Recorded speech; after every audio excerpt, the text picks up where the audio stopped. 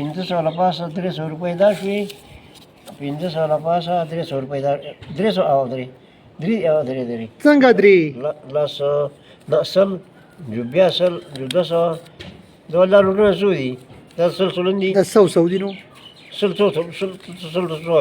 سو کنه نو خو د سلو یو د سلو دغه یو شو د سلو دغه شو سل شو دا دویم د سلو شو 300 شي